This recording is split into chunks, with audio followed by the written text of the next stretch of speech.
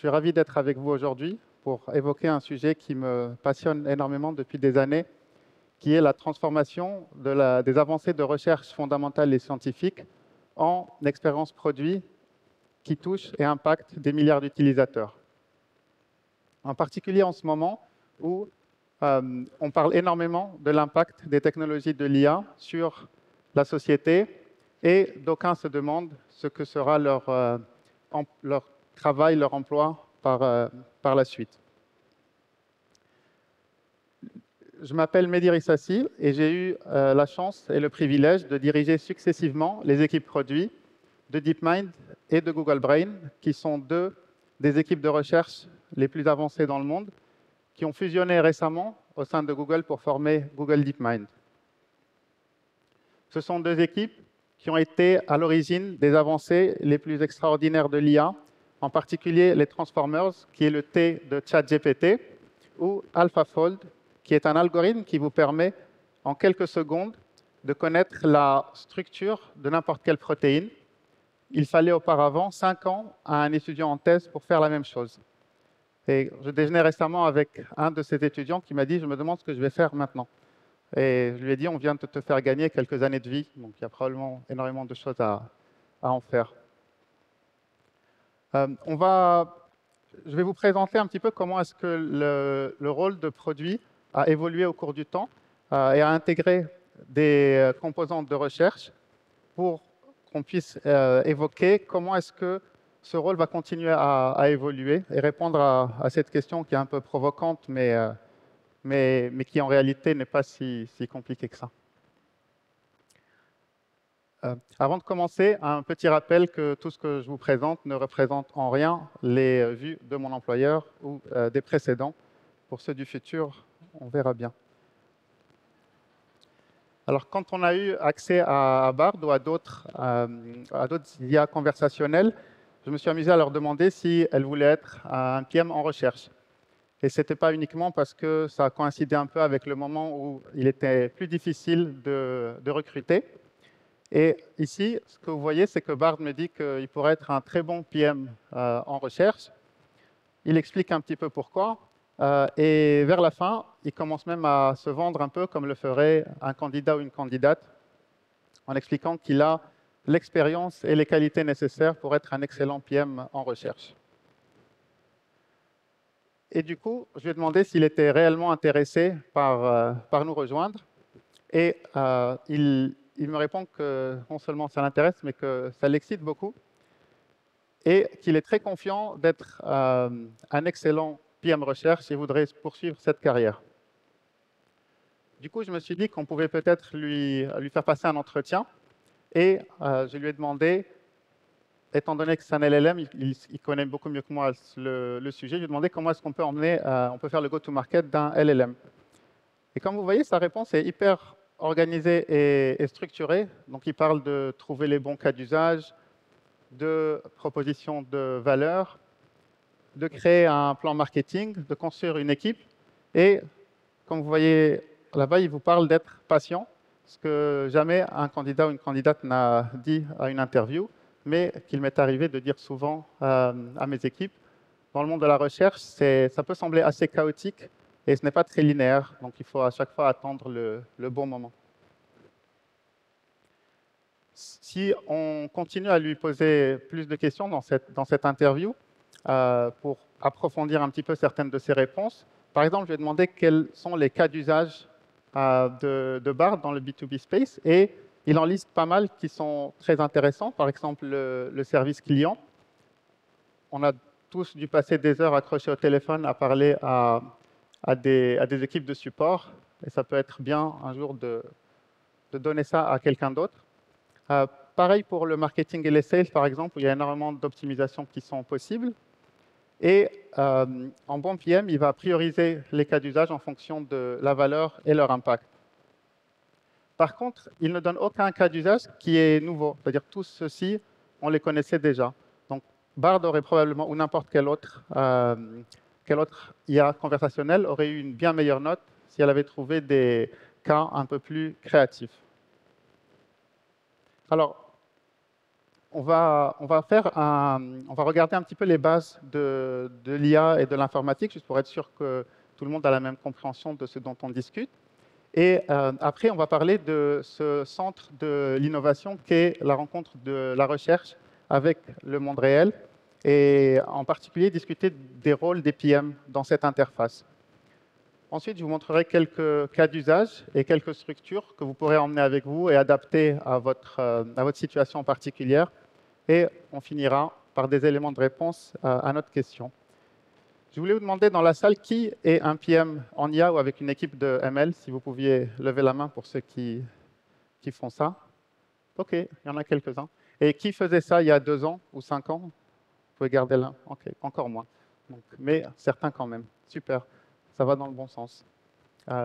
Alors, on va repartir un petit peu avec juste quelques bases du coup d'informatique et d'IA, sans retourner très très loin. Mais la programmation informatique a beaucoup évolué au cours des 20 dernières années. Dans les années 2000, ce que faisaient les développeurs, en fait, c'est qu'ils écrivaient des lignes de code qui étaient en gros les opérations à faire sur les données pour obtenir des solutions. Donc, vous pouvez imaginer ça comme une suite de commandes, par exemple des if, then, qui opèrent sur les données une transformation pour trouver le résultat. C'est comme ça que Deep Blue, l'algorithme qui a battu Garry Kasparov aux échecs, fonctionnait. En fait, il savait exactement tous les coups possibles aux échecs, et en calculant plus vite que l'humain, il a remporté les parties. Vers les années 2010, là a commencé l'apparition des réseaux de neurones. En réalité, ils existaient déjà avant, mais ils n'étaient pas très performants, et on a commencé à voir qu'ils avaient d'excellents résultats, notamment parce que la puissance de calcul a augmenté et qu'il y avait beaucoup plus de données. Et du coup, le travail des développeurs, ceux des développeurs ML, a commencé à changer. La programmation est devenue différente. Donc, on ne donnait pas à la machine les règles. En fait, on donnait à la machine les données et les résultats, et c'était à elle de trouver les règles à appliquer. Ça marchait notamment dans des cas où le niveau de complexité est tel que l'être humain était incapable de connaître les règles. Et ce que vous avez vu, du coup, au cours des dernières années, c'est un remplacement de toutes les heuristiques que les ingénieurs avaient mis dans les programmes par des réseaux de neurones, en fait, qui faisaient de meilleures optimisations. C'est comme ça qu'AlphaGo, l'algorithme qui a battu Lee Sedol, le champion du monde de Go, fonctionnait. En fait, il ne connaissait pas du tout les règles du jeu de Go, mais en observant énormément de parties, il a pu jouer mieux que le plus fort des êtres humains à ce jeu, et en fait l'aider à améliorer aussi son jeu par la suite, puisque les humains ont repris le dessus à un moment. Dernièrement, au cours des 3-4 dernières années, c'est l'arrivée des gros modèles de langage, donc les Large Language Models, et de l'IA générative. Ici, ce qui se passe, c'est qu'on donne à la machine énormément de données, encore plus qu'avant, par exemple tout le web, et le modèle commence à avoir des propriétés extrêmement intéressantes. Donc, ce que ces modèles font, c'est qu'ils arrivent à prédire ce qui va arriver dans une séquence de mots ou de phrases en fonction de ce qu'ils ont vu auparavant. Par exemple, si on demande à Bard de compléter cette phrase, voici certaines des options qu'il va trouver. On parle en fait du peanut butter and jelly, qui est une tartine très importante dans certains pays. Quand Bard apprendra le français et qu'il passera son bac, on pourra peut-être savoir quelle est sa tartine préférée.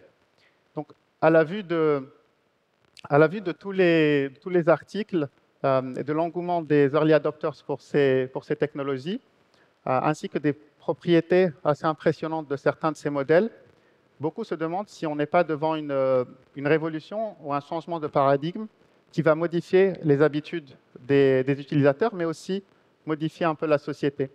Et donc l'exercice que j'ai fait avec Bard en lui posant des questions sur le rôle de Research PM, beaucoup de mes collègues dans d'autres fonctions ou d'autres PM l'ont fait aussi. Ils se demandaient un peu la même chose, est-ce que je peux avoir peut-être un peu plus d'aide, ou est-ce que c'est quelque chose qui fera peut-être mon travail mieux que moi à un moment. Je ne dirais pas lesquelles, mais dans certaines fonctions, les gens utilisent ça plus que d'autres. Et c'est d'autant plus intéressant que quand on s'intéresse à l'état de l'écosystème actuel, c'est une période assez particulière où, en plus d'un certain nombre de tensions, de complications économiques, d'une frilosité des acteurs qui financent la recherche et l'innovation, pourtant, le secteur de l'IA est en plein boom, en particulier l'IA générative, et on atteint des niveaux d'activité jamais égalés par le passé. Ça reflète le fait que certains voient ça comme le début d'une nouvelle ère, qu'ils comparent parfois au cloud ou à l'avènement du mobile, alors que d'autres ne savent pas vraiment encore quoi en penser. Alors, chez Google, on s'est préparé d'arrache-pied à cette évolution, et après avoir pendant des années travaillé sur la recherche et investi massivement pour le développement de ces technologies, on est aujourd'hui fasciné parce qu'elles leur arrivaient dans les mains des utilisateurs à travers des surfaces comme YouTube, Gmail, Cloud ou autres. Et il y a exactement 2 semaines, c'était la conférence I/O, donc la conférence des développeurs de Google, où l'entreprise a présenté tous les cas d'usage sur lesquels on en a travaillé et l'intégration de ces technologies dans les produits. Ça a été extrêmement bien reçu et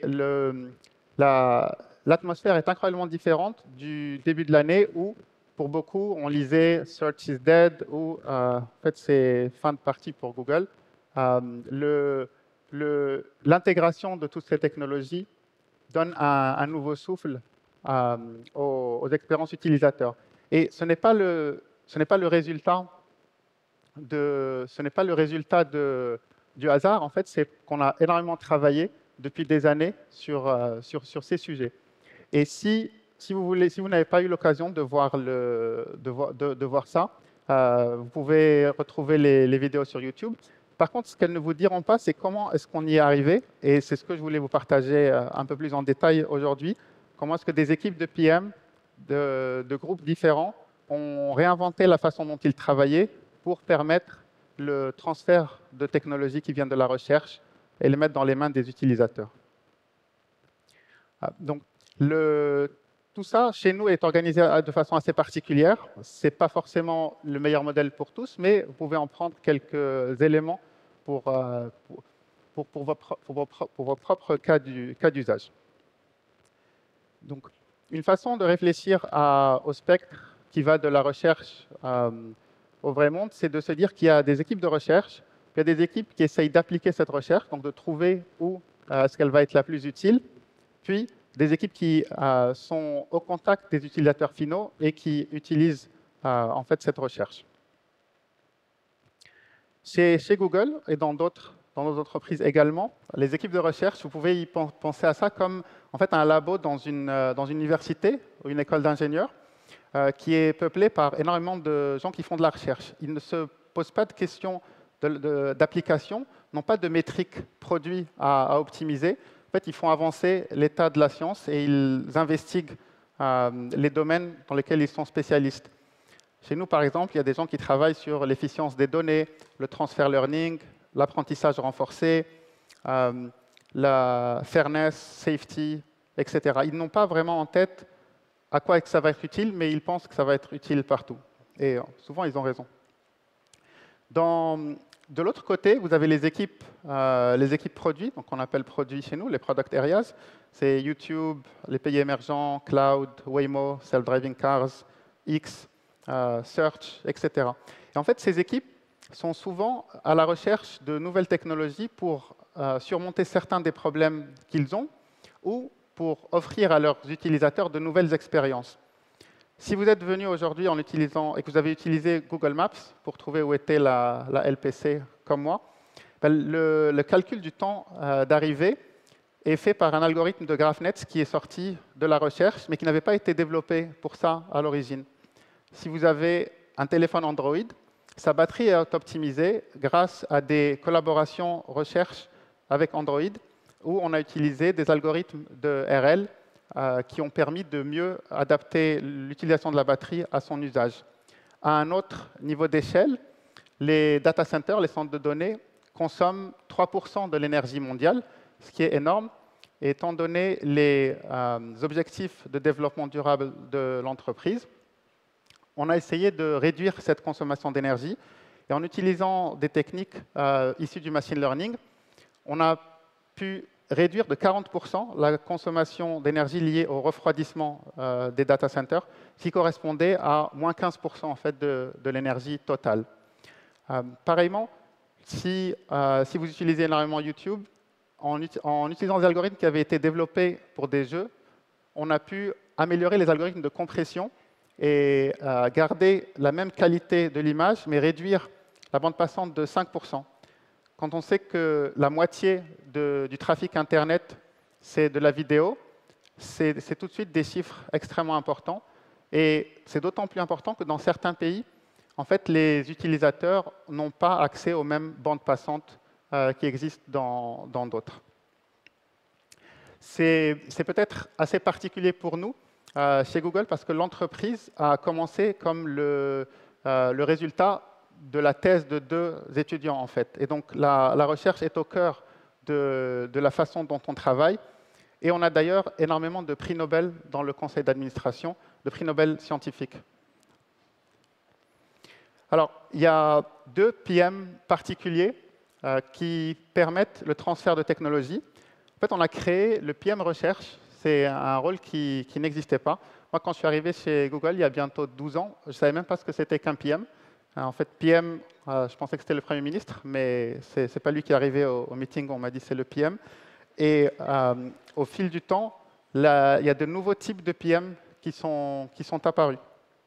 Le PM recherche, en fait, c'est un PM qui habite, en gros, dans une équipe de recherche, et il a 2 fonctions principales. La première, c'est de savoir tout ce qui se passe en recherche. Donc, c'est de regarder un petit peu quelles sont les technologies sur lesquelles les chercheurs travaillent, qu'est-ce qu'elles peuvent permettre de faire, et à quel horizon de temps est-ce qu'on peut s'attendre qu'elles arrivent.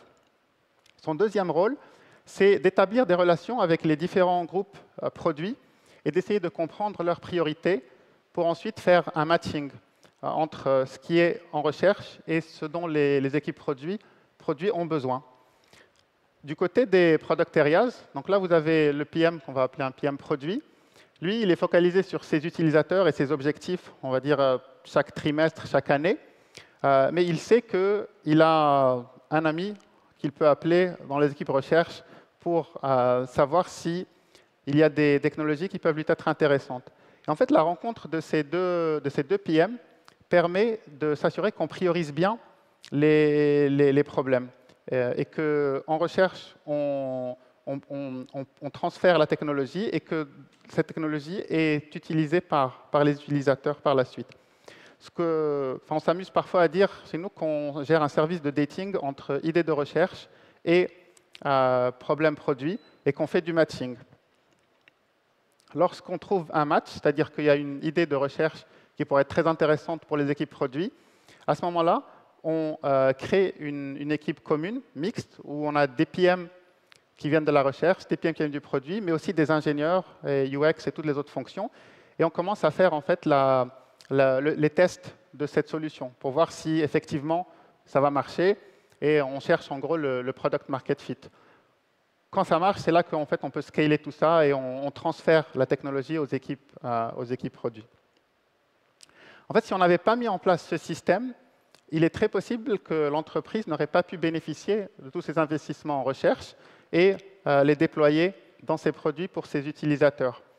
Le PM produit n'aurait jamais eu le temps, en fait, ni les compétences pour aller screener tout ce qui se passe en recherche et identifier les technologies qui peuvent lui être intéressantes ou nouer des liens avec les chercheurs directement.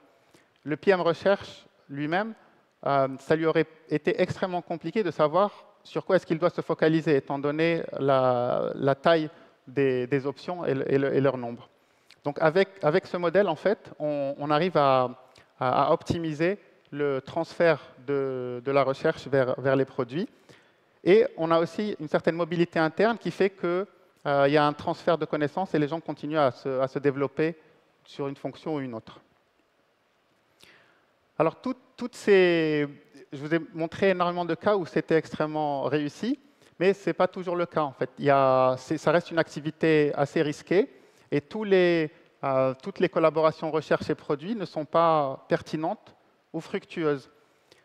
crois que Steve Jobs disait qu'il ne fallait pas tomber amoureux de la technologie. Chez Google, on dit souvent « focus on the user and all else will follow ». C'est un peu ce que font les PM, n'est-ce pas? C'est la voix de l'utilisateur qu'on ramène vers les équipes pour essayer de se focaliser sur ce qui est vraiment important pour eux. Alors, je voulais maintenant vous présenter quelques cas d'usage et une structure pour réfléchir à ce transfert de technologie que vous pourrez ensuite adapter à vos propres besoins. Alors, une façon de réfléchir à des produits qui incluent de l'IA, c'est de les découper en deux parties. La première, c'est la partie technologie, et la deuxième, c'est son intégration dans une surface utilisateur. Pour la partie technologie, en fait, vous pouvez comprendre ça comme des données et un modèle qui est entraîné sur des données. Si on prend le cas des LLM, par exemple, et qu'on pense à Bard, il y a les données sur lesquelles il a été entraîné, puis il y a l'algorithme sous-jacent. Donc, c'est des évolutions de Palm et avant lui de Lambda. Et ensuite, vous intégrez ça dans une interface où ça va rencontrer vos utilisateurs. Par exemple, la fenêtre Bard, ou bien si vous le mettez dans Gmail, c'est un autre type d'expérience. Une fois qu'on a cette vision d'un produit qui inclut de l'IA, on peut se focaliser sur les domaines sur lesquels on doit se poser quelques questions. Donc, le premier, c'est les données. Le deuxième, c'est l'algorithme lui-même. Donc, c'est l'intelligence en fait qu'on rajoute. Et le troisième, c'est comment est-ce qu'elle va s'intégrer dans une expérience utilisateur. Alors, pour la donnée, la question essentielle, c'est est-ce que vous en avez, est-ce qu'on en a? En fait, si on n'a pas de données, on s'arrête tout de suite, on ne peut pas aller plus loin. Les données sont un peu le pétrole de cette nouvelle ère. Si vous en avez, il faut se demander si elle est propriétaire. C'est-à-dire, est-ce que d'autres peuvent y avoir accès ou est-ce que vous êtes les seuls à l'avoir? Est-ce qu'elle est réplicable? Ce n'est pas parce qu'on a la donnée que d'autres ne peuvent pas la répliquer de leur côté. En fait, avec les LLM, vous pouvez prendre un modèle de base, qui soit Palm ou GPT ou un autre, et le fine-tuner, donc l'entraîner sur vos données propriétaires pour créer une expérience qui sera très spécifique à vos besoins. Si on se souvient que Bart nous avait dit que le support client était un domaine à explorer, en fait, vous pouvez prendre un modèle, l'entraîner sur les données d'un service de support client et ensuite le servir à vos utilisateurs. D'autres équipes de support client pourront refaire aussi la même chose. Donc, vous ne pourrez peut-être pas leur vendre. Et enfin, il faut se demander si votre donnée a une certaine valeur. Et quelle est cette valeur? Dans le cas des voitures autonomes, du self-driving, dans les générations précédentes, en fait, il y avait une perception qu'on pouvait construire un avantage compétitif plus on avait de kilomètres conduits. Parce que du coup, on avait engrangé énormément de données et ça a un coût gigantesque. Et donc, c'est une barrière à l'entrée pour que d'autres viennent. Par contre, avec l'essor des technologies de la vision par ordinateur, on peut maintenant simuler tout ça. Et donc, cet avantage a été complètement ramené à zéro avec ces nouvelles technologies. Il y a énormément d'exemples chez nous. En fait, on pensait que certaines technologies pourraient être très utiles et on s'est aperçu qu'on n'avait pas assez de données. Et ce qui peut paraître un peu bizarre, mais effectivement, on n'avait pas assez de données parce qu'on ne les collectait pas et on ne savait pas forcément quoi collecter pour l'algorithme. Et donc, on a donc parfois dû attendre 1 an au plus pour faire uniquement de la collecte de données pour ensuite essayer d'appliquer nos algorithmes dessus. Donc, avant de vous embarquer dans des projets comme ça, il faut peut-être regarder si vous avez les mêmes échelles de temps. Dans notre cas, c'était assez facile parce qu'on avait un portefeuille de projets, donc on pouvait se permettre de prendre certains risques. Mais c'est quelque chose d'important à regarder. Est-ce que vous avez vraiment les bonnes données? Est-ce que vous avez le temps de les collecter, de les nettoyer et ensuite de les utiliser? La deuxième partie, c'est l'intelligence elle-même, donc les algorithmes. Et là, il faut vraiment se demander qui les a construits. Alors, en général, ce sont des chercheurs ou des ingénieurs. Et vous, en tant que PM produit, vous êtes en train, en réalité, d'évaluer le produit qu'on essaye de vous vendre. Dans ce cas, vous êtes un peu le client là. Et donc, il faut essayer de voir quels vont être les paramètres à regarder pour prendre une décision. Vous avez la première des choses à regarder, en fait, c'est qui a construit cet algorithme et quels sont qu'est-ce qu'ils ont fait par le passé. Donc, où est-ce qu'ils ont fait leur thèse, qui était leur directeur de thèse, dans quelle école, université, où est-ce qu'ils ont publié, est-ce que c'est dans Nature Science ou dans d'autres journaux, à quelle conférence est-ce qu'ils ont présenté, le nombre de citations. En fait, il y a tout un catalogue de choses que vous pouvez faire pour évaluer déjà à ce niveau-là, avant même d'avoir écrit une ligne de code, de la qualité possible de cet algorithme. La deuxième partie, c'est de l'évaluer donc sur votre cas d'usage et de faire des comparaisons side by side et de voir quels sont les gains qu'il apporte. Et enfin, tout ce qui a trait à la recherche, en fait, il est très rare d'avoir un avantage de temps très long par rapport aux autres. Très souvent, une équipe de recherche n'a que quelques semaines, voire quelques mois d'avance sur d'autres. Et donc, il faut se demander s'il y a d'autres équipes qui travaillent sur la même chose ou est-ce que vous allez pouvoir transformer votre avance scientifique en une avance produit au go-to-market par la suite. Et de quelles ressources est-ce que vous allez avoir besoin? Souvent, on n'a pas toutes les équipes de go-to-market dont on a besoin ou les compétences nécessaires pour transformer son avantage recherche sur le long terme. On a énormément de cas où, si vous vous souvenez de l'utilisation des GraphNets pour le temps de trajet sur Google Maps, en fait, ça marchait bien parce que les routes ressemblent un peu à des graphes avec des intersections. Et donc, on peut utiliser cette architecture de réseau de neurones qui se propage sur les nœuds du graphe. On pensait que ça pourrait aussi fonctionner dans d'autres cas où les données ressemblent à des graphes. Et en fait, ça n'a pas marché. Il y a certains cas qui étaient liés, par exemple, à l'identification de fraude dans les paiements. Et on ne sait pas vraiment pourquoi est-ce que ça n'a pas marché. On se doute que peut-être qu'on n'avait pas assez de données, par exemple, mais on n'est pas vraiment sûr. Donc il faut, avant de se lancer dans des projets où on mobilise énormément d'ingénieurs et on essaie beaucoup de choses, il faut essayer de faire des petits pilotes et de fail fast, comme on dit, avant d'y aller totalement. Et souvent, ce n'est pas les équipes techniques qui vous diront de ne pas continuer. Le challenge technique attire beaucoup les ingénieurs et il faudra essayer de prendre ça en compte. L'intégration est la troisième brique de cette structure. Là, c'est extrêmement important pour les PM parce que c'est vraiment là que vous rencontrez vos utilisateurs et que l'utilisateur a l'expérience de la solution que vous lui avez amenée. Il faut se demander si on va devoir changer l'interface utilisateur à cause de l'introduction de l'algorithme. Et est-ce que vous avez besoin d'en informer votre utilisateur ou pas? Il y a certains cas où ça peut être utile et d'autres non. Par exemple, dans le cas du téléphone Android et des algorithmes qui tournent derrière pour améliorer la batterie, ça n'intéresse probablement pas grand monde.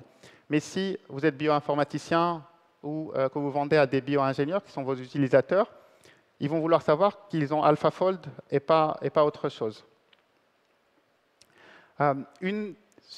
Si vous êtes un PM qui s'occupe d'une plateforme, donc vous n'avez pas toute la verticale, à ce moment-là, il faut se demander si votre accès à l'algorithme que vous utilisez ou votre accès à la surface où sont vos utilisateurs peut vous être coupé.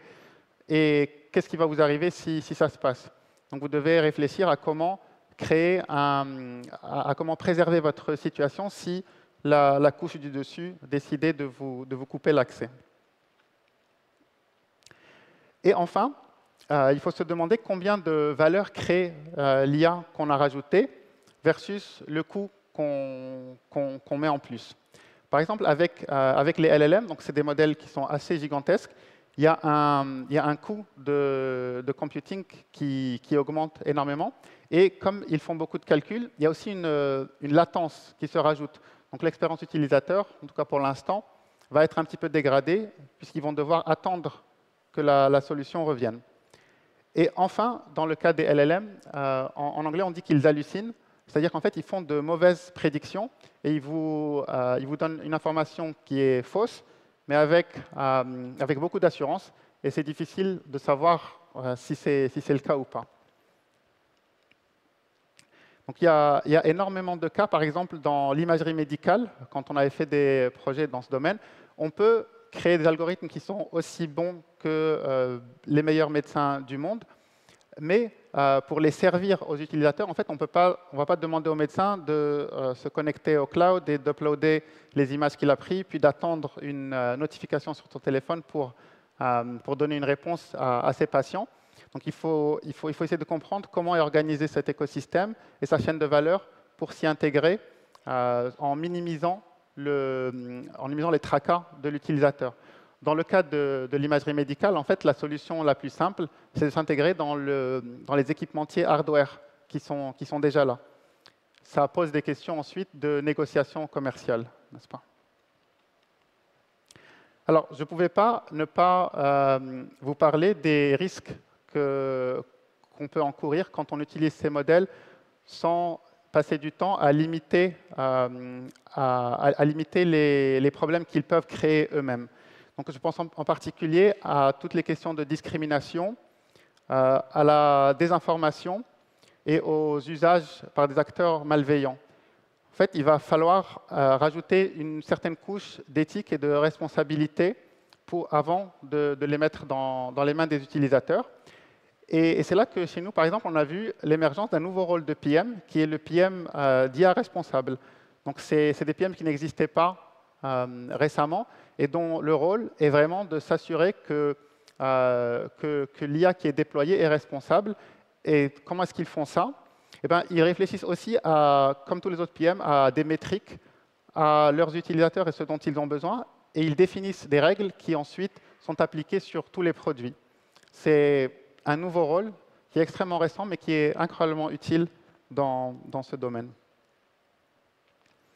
Alors, si on en revient à la question du début, vous voyez déjà que en fait, les PM ont énormément de choses à faire, mais il y a de nouveaux types, de nouveaux phénotypes de PM qui arrivent grâce en fait, à ces technologies. Comme on a parlé un petit peu avant, lors de la conférence des développeurs, il y a eu énormément d'annonces. Et en fait, tous ces produits ne sont possibles uniquement grâce au travail des PM. Et à la façon dont ils ont su se réinventer ce qu'ils font aussi rapidement. Donc, ils ont encore normalement de bons jours devant eux. Les PM, en fait, dans cette nouvelle phase, on est passé d'un modèle où le PM recherche devait aller en fait toquer à toutes les portes et essayer de vendre un petit peu ce qu'il avait et montrer le travail des chercheurs, à un monde où en fait les PM produits avaient absolument besoin de ces technologies parce que d'autres les utilisaient déjà dans le marché. Donc la tendance s'est un peu inversée et les PM ont dû apprendre à travailler un peu différemment. Par exemple, le PM recherche ne pouvait plus aller faire le tour de toutes les PAs. En fait, il a fallu faire énormément de choses qui sont beaucoup plus scalable à grande échelle et beaucoup plus de contenu d'éducation. Le PM produit, lui, il a dû très vite se rendre compte qu'il y a toute une nouvelle stack technique à construire qui n'existait pas avant et que les besoins des utilisateurs changeaient à une vitesse extrêmement rapide. Et en fait, tout d'un coup, vous avez eu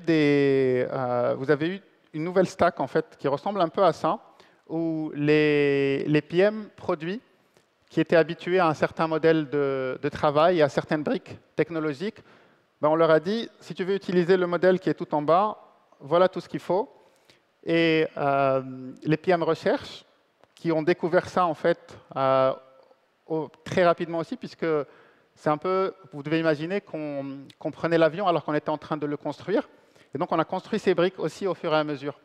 Et des deux côtés, on a dû réinventer la façon dont on travaillait, monter en compétences sur toutes ces choses-là et gérer toutes les équipes cross-fonctionnelles pour qui c'était nouveau. Et il y a énormément d'équipes cross-fonctionnelles, dont on taira le nom ici, qui, en général, n'aiment pas le changement, surtout quand il intervient beaucoup trop vite. Et donc, j'espère que vous voyez aussi que les PM ont de très beaux jours devant eux et que ce n'est que le début c'est que Day Zero, comme on dit, ou Day One chez certains, de l'aventure des PM, qu'on va continuer à voir des PM apparaître dans des domaines qu'ils ne connaissaient pas, par exemple en biologie, à l'intersection de technologies et de domaines spécifiques. En robotique, il y a de plus en plus de PM. Vous avez entendu parler du PM d'éthique, de responsabilité éthique. Et en réalité, ce qui risque de passer, c'est que on va avoir une espèce de fusion. On va rajouter encore plus, le PM recherche va passer encore plus de temps dans les applications et le PM produit va s'intéresser de plus en plus à la recherche.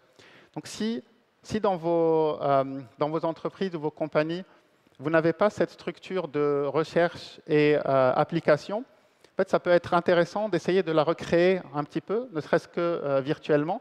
Vous pouvez, par exemple, avoir quelques personnes qui passent un peu de temps à s'intéresser à ce qui se passe dans le monde de la recherche, à aller à des conférences, à connecter avec des laboratoires de recherche, à créer des collaborations.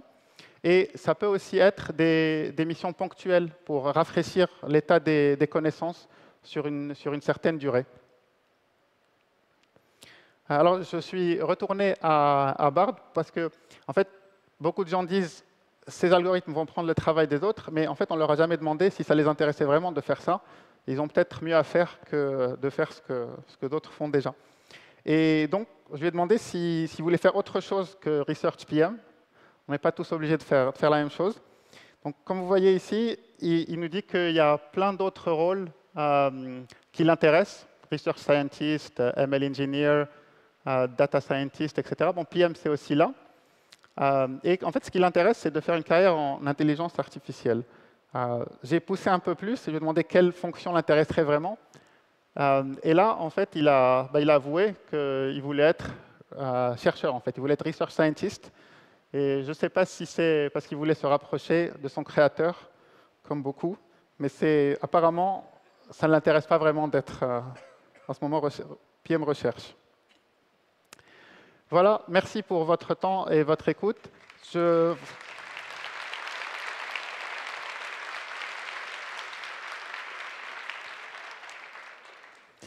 serais ravi de répondre à vos questions tout à l'heure. Sinon, si vous voulez vous intéresser un peu plus au monde de la recherche, je vous invite à prendre vos téléphones portables et à suivre nos blogs et les podcasts. Il y a énormément de choses à apprendre. Et merci et à bientôt, j'espère. Au revoir.